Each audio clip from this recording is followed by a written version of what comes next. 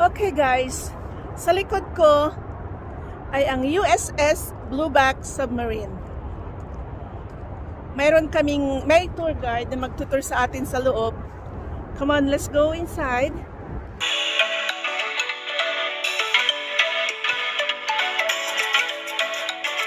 Blueback could go down to a depth of 700 feet. Pretty deep. Right? Nope.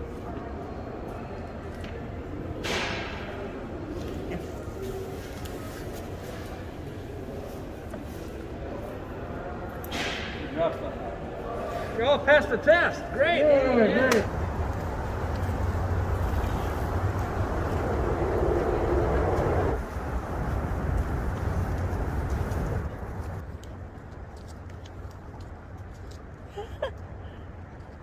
We're going to submarine tour. There was a big argument in the Navy at the time because all submarines and ships before that had 2 or more. Why would only one be a disadvantage? What if it broke, fell off? How are you going to get home? So that was why people really haven't had a problem. They're pretty relaxed, I would say.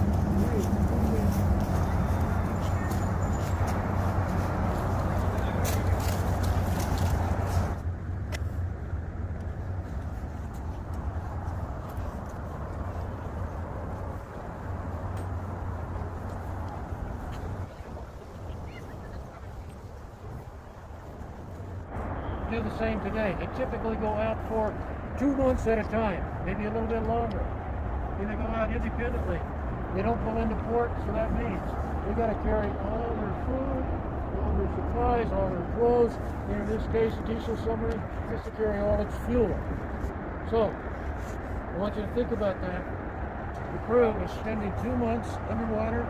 They're not able to see the sun, not able to come up into fresh air. Pretend that we're getting ready for a patrol. So the captain has just told me that we're getting underway in 10 minutes. Everybody ready? Yes. All right, well, let's go aboard. Follow me down. You guys first.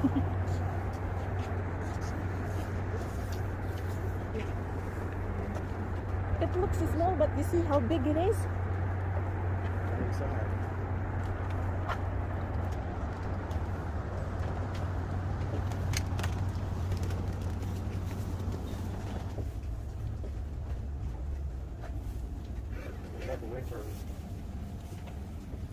Okay. One more. We talked a little bit about, since we're getting ready to go on a 2-month patrol, what will we be doing up there? Because there's not much space, we'll be doing a lot of work up there. Paperwork, lay out charts, where we're going, do a lot of studying, and all kinds of things. Meetings, training, all that kind of stuff. So, in a submarine, you lack a lot of space. So we use this room, or this space, and other spaces for multiple purposes. And one of the things is, of course, there would be times when the officers could just relax and listen to music. See that? What is that? Oh my God, 8-track. An 8-track, all right. You guys know what an 8-track is? No. Oh, Oh my God. gosh. You're revealing I our just age. revealed my age. Oh, I mean, That's that's it, age. revealing our age. Oh, no, it's a place where they could read, relax, play games, actually watch movies on occasion, set up a projector there, a screen here. And when they were playing cards, they had this bright light, right? So they could see their cards. Hey, don't believe everything I say. Okay, why do you think they had this light? Some of you have looked in a light like this before. Operating on somebody. Operating on somebody. You got it. How'd you know that? No, most people don't know that. But this is the operating table. If a crew member broke his leg or got sick, this is where they do it. Okay? In fact, during World War II, there's a couple cases where they actually removed somebody's appendix when they were out at sea. Oh my So, God. history of submarines, so you see where Blueback fits. I'm going to turn the lights down here. These are all scale models. Blueback is this one right here. You see how streamlined it is? This is a World War II submarine. It's got a gun up there on the deck. It's got a bow like a regular ship. So on the surface, it was pretty fast. did a lot of their fighting on the surface. Submerged, it was real slow. They could go about 8 knots submerged. Blueback could go about 26. Okay? So, big difference, just in a streamline hole. The little tiny one is the first submarine the U.S. Navy had. Oh. So, this was built around 1900, had a crew of 6, carried 2 torpedoes. Blueback could carry 22. This is an Ohio-class missile submarine. This is a Los Angeles-class. There's one coming out of the water right there. And this is the biggest submarine ever built by the Soviet Union, and called the Typhoon. And has anybody seen the movie Hunt for Red October? Yeah. It was one of these, hunting for, searching for, and chasing one of these. Oh. Now, actually, a little piece of trivia. Blueback was actually in that movie. All right. So, anyway, that's a little bit about history in that, in this particular space. And we're getting ready to get underway on our patrol. And you're going to hear a report like this made to the captain. One of the officers is going to come up here and say, Captain, all 3 underway checks have been complete. Ship is ready to go. Good, this is Ewing. Over. Don't say that. All lines. Go ahead, Ewing. This is Ewing. 2 tickets sold for the 210 tour. I have both. Anyway, all lines are single. On the way. Ship's ready to get underway. So the captain's going to get up and head this way into the control room. Let's follow him in. And on the way in, there's a radio room over here.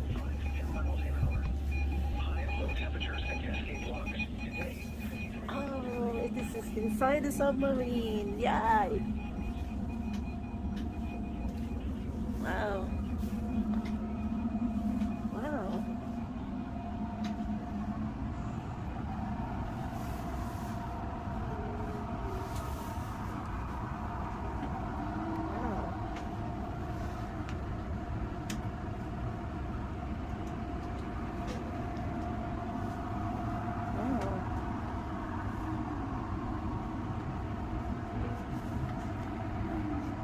Okay, everybody, come on, squeeze on in.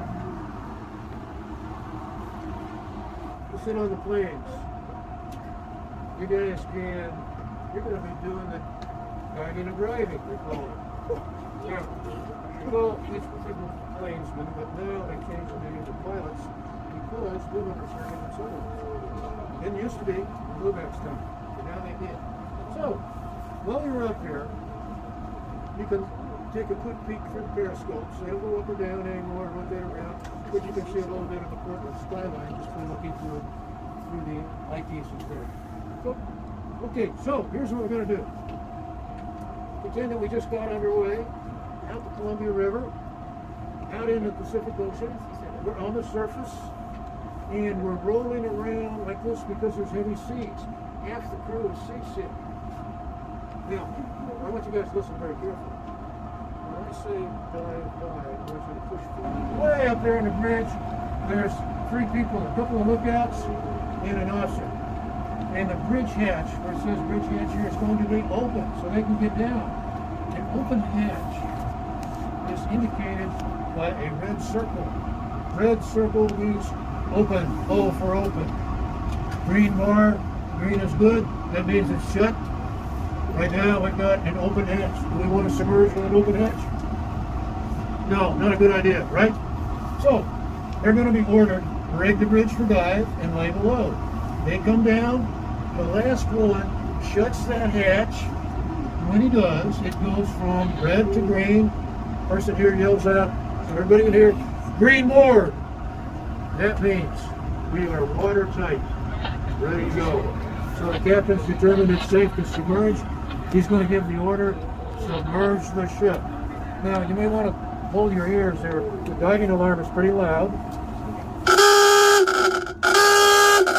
Dive, dive. Oh! Person over here opens a ballast tank. We let air out of the ballast tanks outside. Seawater comes in. The boat's getting heavy. We're going down, down, down. You guys are watching the depth gauges.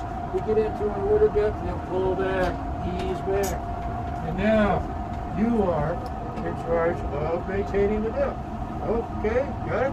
So, guess what? We're down deep. We're going to shut these fins. We're no longer rolling around. All those seasick guys They're getting out of their bunks, ready to go to work. And as we're going along,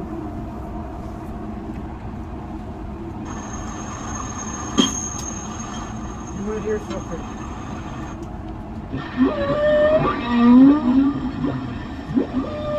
What's that? Yes. Blueback was homeported in Hawaii, operated out of Hawaii a lot. That's where the humpback whales go in the wintertime, right? The water's nice and warm. So, anyway, the humpback whales are checking us out. They just think maybe we're another whale. And eventually, they get tired of us. So, we go on our way, and it's quiet and peaceful again. All right, any questions up here? So all of this equipment over here, I'm not going to go over in detail, but that is used for setting up torpedoes. Blueback only carried torpedoes, no missiles, and several different types of torpedoes. That's why it's pretty complicated, and that's what it was used for. This right here is actually a computer. Okay, 1950s version, analog computer. At the time, what was the size of a digital computer? The size of a room in your house. Okay, so your phone now has more computing power, 100,000 times more computing power than this thing does. All right, let's go down this ladder, check out the seats. So hold on.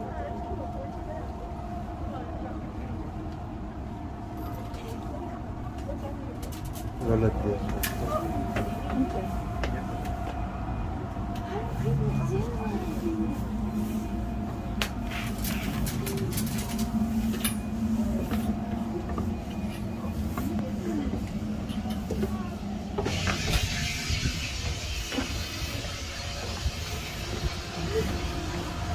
Okay. Oh, wow. Move on in. Missile? Nope, torpedoes. Torpedoes.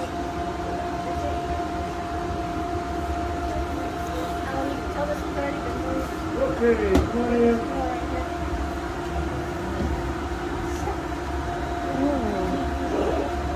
Move up as far as you can. Oh, torpedoes.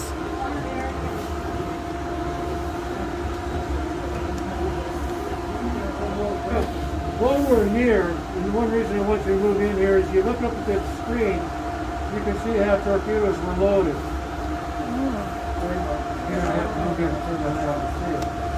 So, they came in through that hatch where it says exit.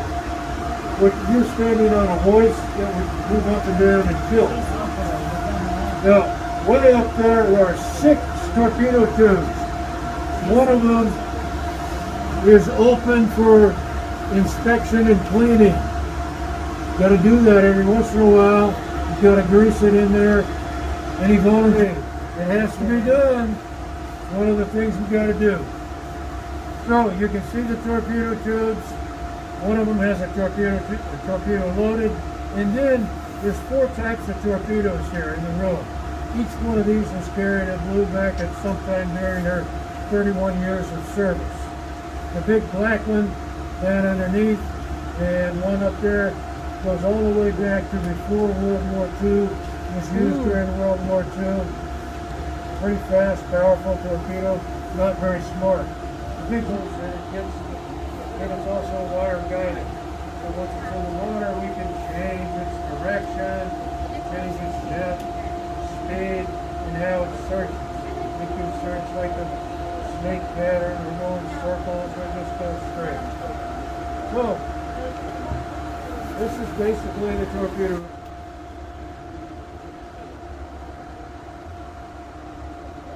That's it.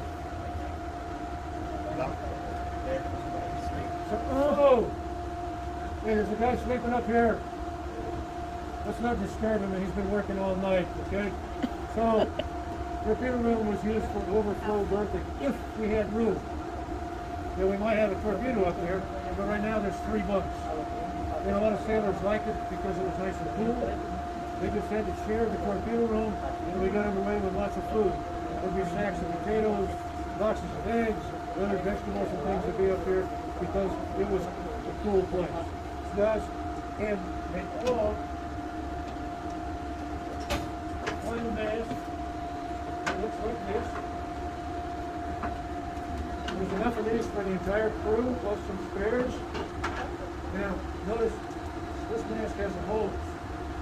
And I'm going to take the end of the hose and plug it in right here. Something called an EAD manifold. Now I put this on, and I'm breathing good air, breathable air coming out of this manifold. So as long as I got it on, I'm safe. But, suppose this guy, there's a fire, he's got to get back to his duty station all the way back in the engine room. Well, it's only got about 12 feet of hose. How's he going to do it? Well, takes a deep breath, unplugs,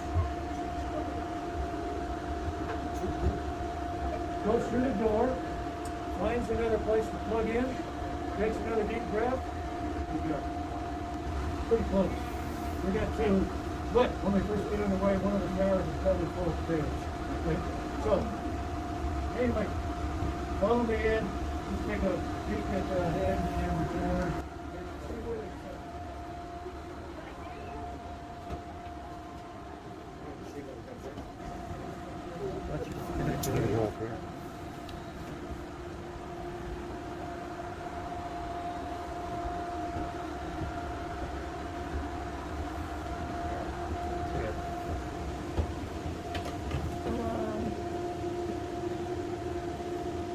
Smells like a wind turbine.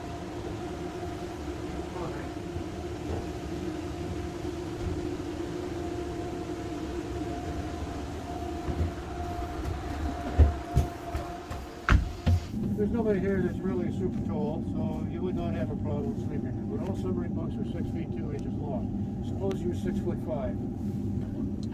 How you gonna sleep? On your side. Yeah, you know, you keep curled up. But what if you're real short? Now we'll talk about that later. So each bunk has its own light, its own ventilation, and you've noticed as you came through, it lifts up.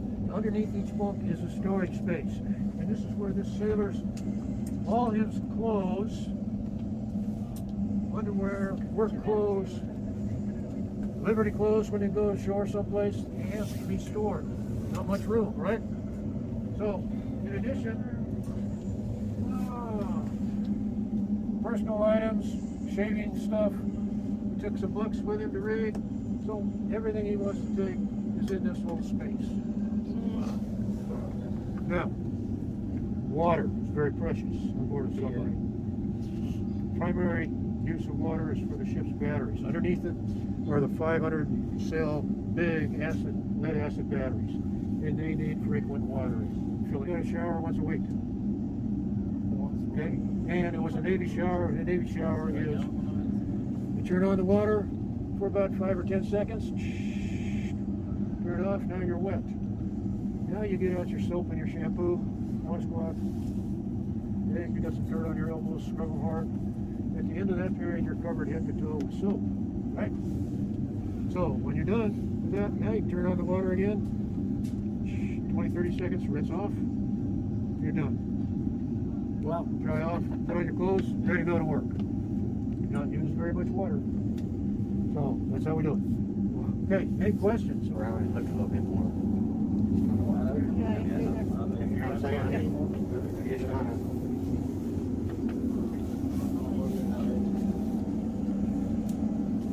Right above us, this is where the rest of the crew eats.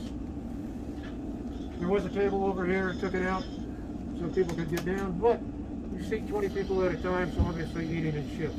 Now, we had 4 meals a day.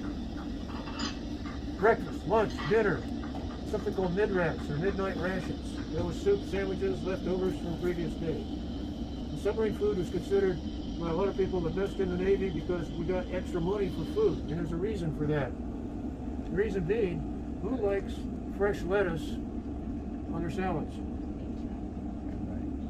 Nobody likes fresh lettuce? Of course. Oh, you guys, oh, okay. How long does fresh lettuce last after you buy it at the store? Not much.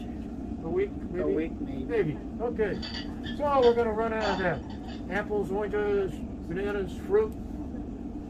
They're not going to last 2 months. Of course not. No. So, we make up for that by, you don't see the sun, no vitamin D, not much fresh fruit, not much vitamin C, so it's Kool-Aid spiked with some vitamins. Coffee, gotta have that, keep people awake. Milk, we got fresh milk that lasts for a couple of weeks, and then we're going to. So, anyway, you see a little bit about submarine life, how we ate.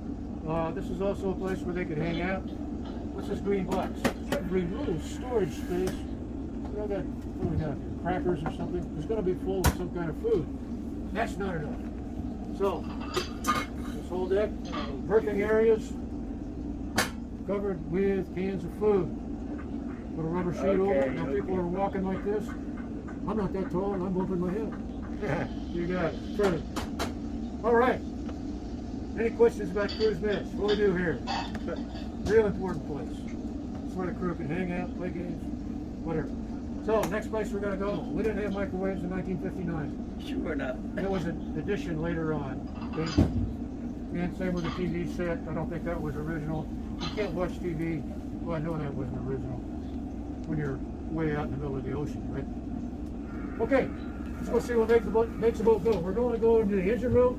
The noise you hear there would be what it would sound like with the engines running, only it would be a lot louder. Oh, this is the kitchen.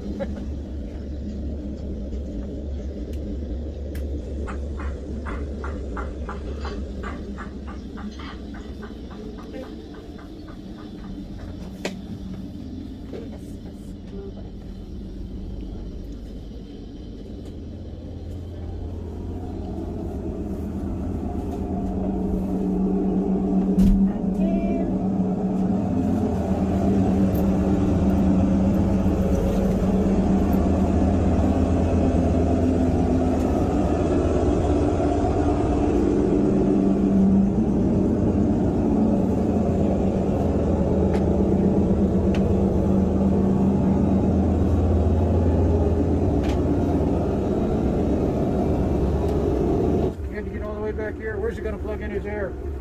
Oh, you got it. Okay, see down there, it also indicates. So, with his mask plugged in, he's got it there. So, now, we're in what's called the maneuvering room.